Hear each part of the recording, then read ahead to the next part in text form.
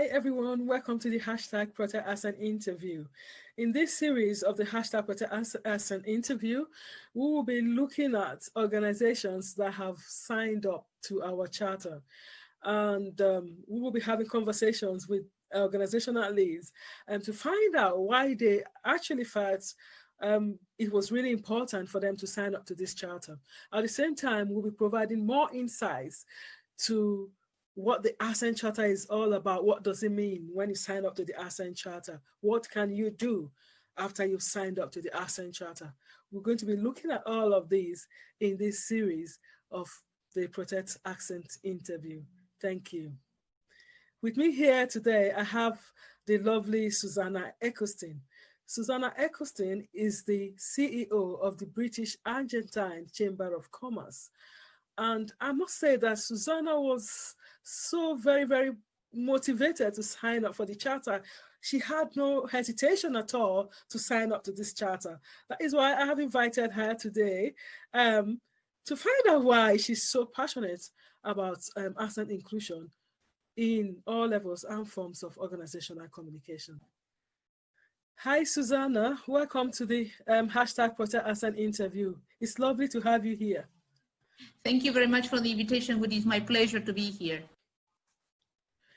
There are 3 critical points in the Accent Charter that you have pledged to action or uphold if you're signing up to the Accent Charter.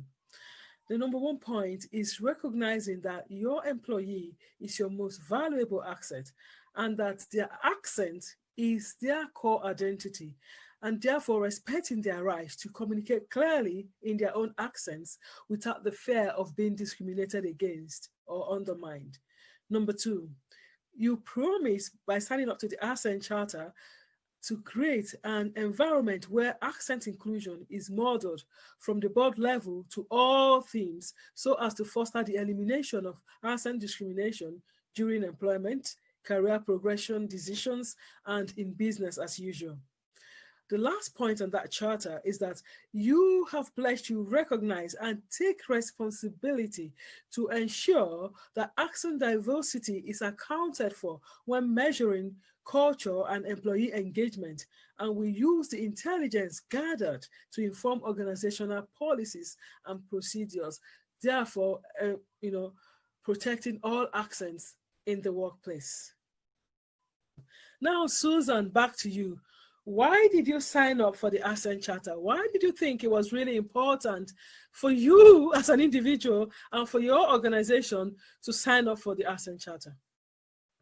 Well, I was very impressed when I first heard about your organization. I honestly have to say that I had never heard about an organization that targeted this particular issue. And I thought it was so smart on your part to address this, which is a problem that is not a problem, but a reality that we have all lived in throughout our lives. I left my country 20 years ago, and so I can say I have been an immigrant for 20 years. So my accent has been a reality for 20 years. Looking back in retrospect, after we spoke initially, I became aware of a lot of situations in which my accent was involved in the conversation, and I did not pay too much attention to that particular situation. But when you think about it, they were minor expressions of discrimination or misunderstanding, or lack of education. I mean, not necessarily discrimination, but sometimes a lack of knowledge on the part of the other person. I originally moved to America in the year 2001. And just to give you an example, I arrived 3 months before the towers fell, 9/11. For me, there was a before and after in that situation as an expat and an immigrant. And all these differences heightened after that incident in a horrific situation. So you were perhaps a foreigner before, but after that you fell into a different category.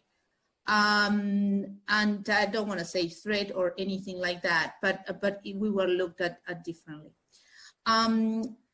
I never particularly suffered directly from discrimination per se, but again, looking in retrospect, the small comments, the sometimes condescending remarks. I mean, there's always a small element of, you know, oh, well, you are a foreigner, you're not from here, you talk strange. I have been told things like, you use other words. I understand perfectly what you're saying, but you're using all different words. I never had a challenge with the language because my background is in English linguistics and grammar, so I never had an issue with the grammar part of the language. And I thought I didn't have an issue with the pronunciation either. But you know, it's when you are in these environments in which, you know, all these little things kind of, you know, are brought up to light. Because of my background in linguistics and education, I thought that, you know, this was additionally interesting for me.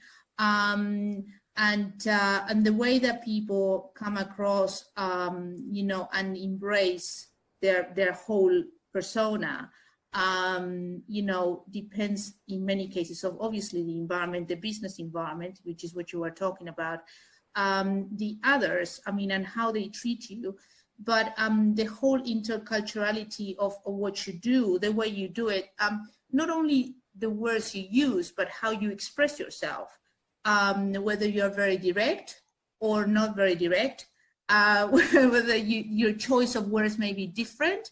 I always say that language is not about the words, but about how you use the words, and you can express different things using the same words.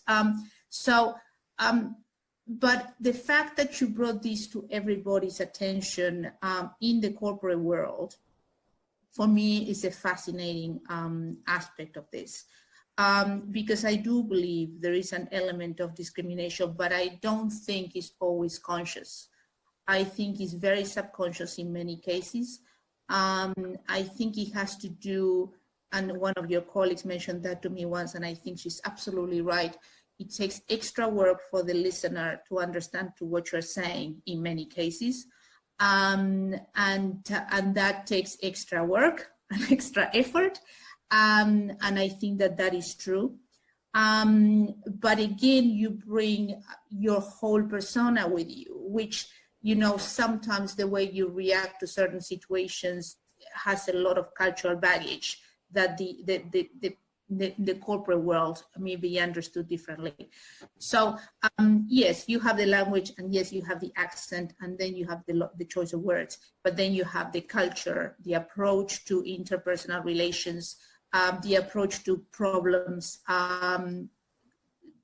problem resolution, and a lot of things that, because of our culture and where we come from, some may be addressed differently.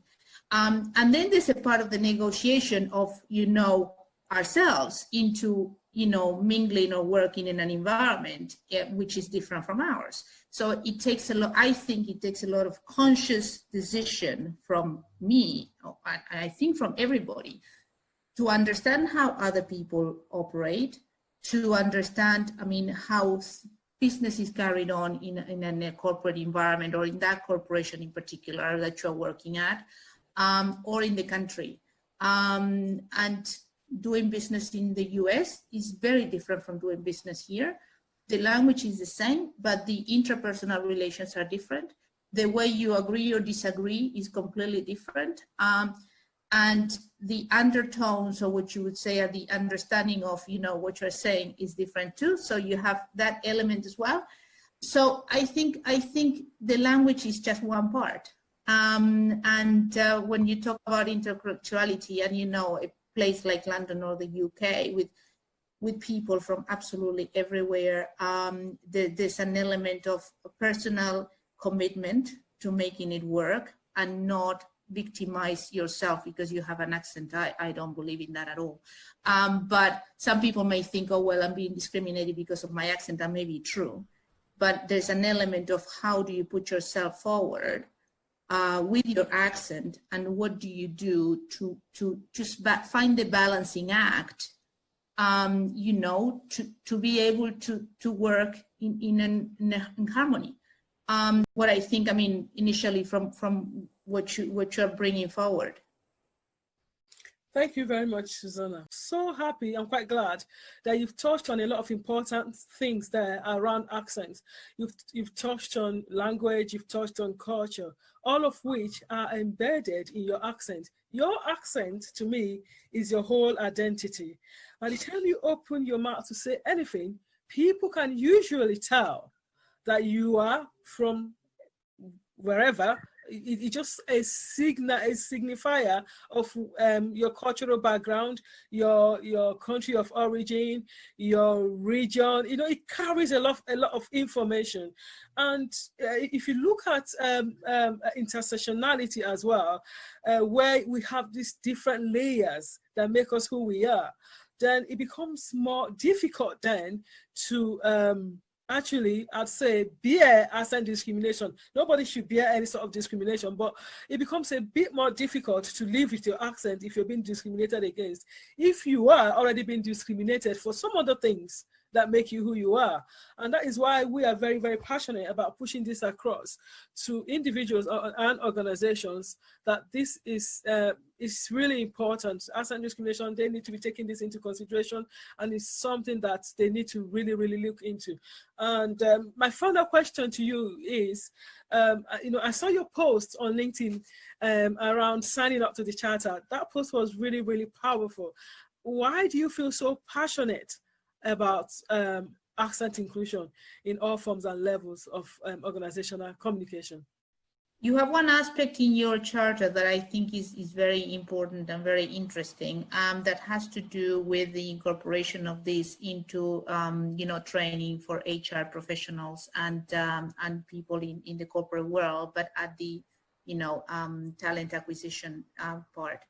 And I think that is, I don't remember exactly why, or what I wrote in that post, but I think that bringing that to a conversation level with corporations is key, and it turns the topic into a hot topic, and something that most people can relate to. So perhaps they're not aware of it, or they have not. Even in the UK, you have millions of different, ways of talking and accents. But it just gets a conversation started and makes companies aware that they may be losing on capturing certain talent because of practices that, may not be inclusive. And again, I am not so sure it's something that is done all the time in a conscientious way. I think it's done subconsciously. We know the use of artificial intelligence, and we know that, the machines learn, and some of the things they're learning are not that great, and have to do with preconceptions as to name recognition or some other aspects. So I think that is the part where I see this in the business world being a great asset for companies, and also for education of employees. And someone brought up to me not long ago the dynamics of teamwork. Now that everything is being done remotely, you have teams that are made up of members all over the world. So this person said to me, Susana, we work with a lot of Chinese people directly in China, and we have Indian people working out of India, and then we have Americans, and then we have the British, and making those teams work is really complicated because of all this, interculturality, language, accents, and everything else. Timings, ways of doing things, approach to work. So I think that's what really perhaps trigger that. But again, I think it's a combination of things. Obviously, my personal experience being, an educator and having worked in linguistics for so long. So I believe in the power of words, but I believe in the power of how you say things. So for me, that's the reason why, perhaps, and I'm glad that it was such a powerful post. We never expected that reaction, but that was really good to see. Yeah, thank you very much. And with this, we've come to the end of this interview. Thank you.